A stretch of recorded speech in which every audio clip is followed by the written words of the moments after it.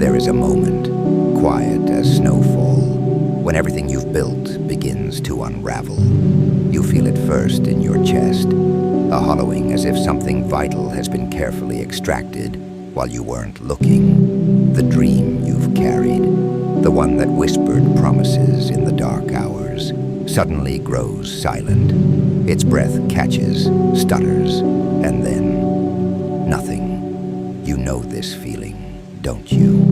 That strange weightlessness when the future you've been reaching toward dissolves like mist between your fingers. One day you're climbing towards something bright and infinite, and the next you're standing in the wreckage of your own ambitions, wondering how the ground beneath you became so uncertain. But here's what they don't tell you about dying dreams.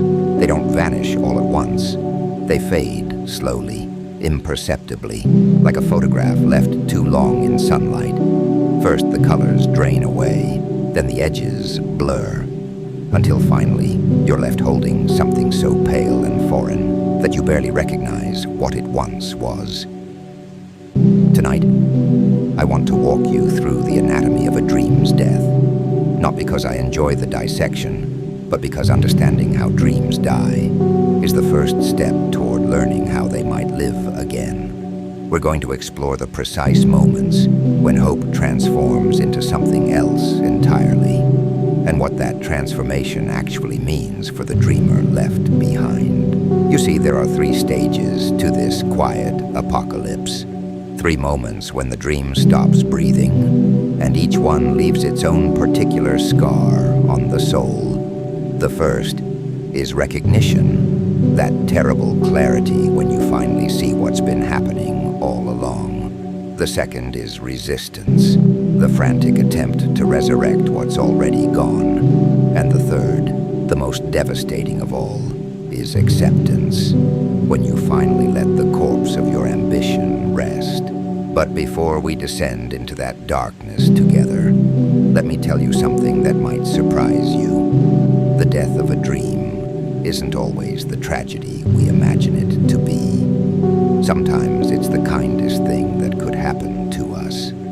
Sometimes what we mistake for failure is actually the universe's way of clearing space for something we never knew we needed. So, settle in, because what we're about to uncover isn't just about the dreams that die. It's about what grows in the fertile soil they leave behind.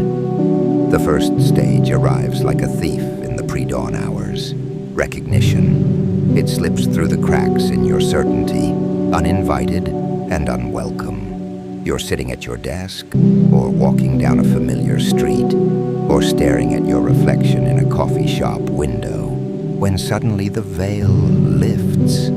The dream you've been nurturing, feeding with late nights and sacrifice and stubborn hope, reveals itself for what it has become: a phantom. This recognition doesn't announce itself with fanfare.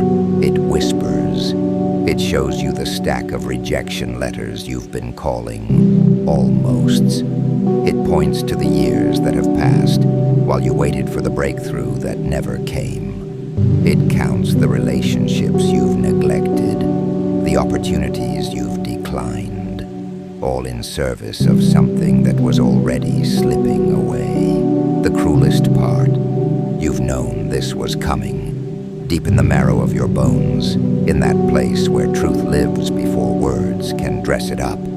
You've felt the dream's fever breaking. You've noticed how your passion has grown thin, how the fire that once consumed you now barely flickers. But knowing and recognizing are different creatures entirely. Recognition forces you to name what you've been avoiding, and oh, how your mind rebels against this naming. It conjures excuses, builds elaborate justifications, creates stories about timing and circumstances, and how things will surely change tomorrow. Because to recognize the death of a dream is to admit that you've been carrying a corpse, speaking to silence, pouring your life force into an empty vessel. But here's the strange mercy hidden within this devastation. Recognition brutal as it is, offers you something precious. It offers you the truth. And truth, even when it cuts deep enough to scar, is the only foundation upon which anything real can be built. Without recognition, you remain trapped in the theater of your own delusion, performing for an audience that left long ago. So when that moment comes, when the scales fall from your eyes and you see your dream for what it truly is, don't look away. Let yourself feel the full weight of what you're witnessing, because on the other side of recognition lies something you haven't expected.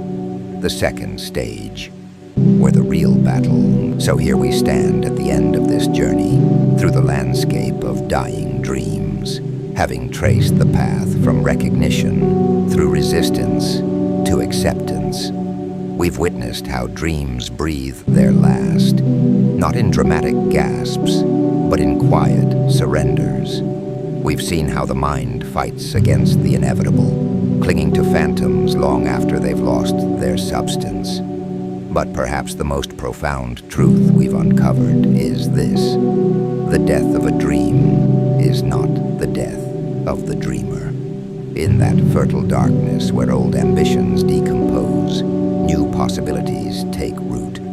The space left behind by what could not survive becomes the womb for what was always meant to be born. Your dreams may stop breathing, yes. They may fade like photographs in sunlight, leaving you hollow and uncertain. But you, the dreamer, you continue, you adapt. You discover that your capacity for hope is far more resilient than any single vision of the future.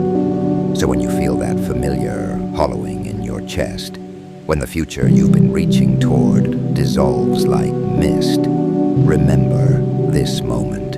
Remember that endings are also beginnings, that every death makes space for new life, and that sometimes the kindest thing the universe can do is teach us to let go of what was never truly ours to begin with.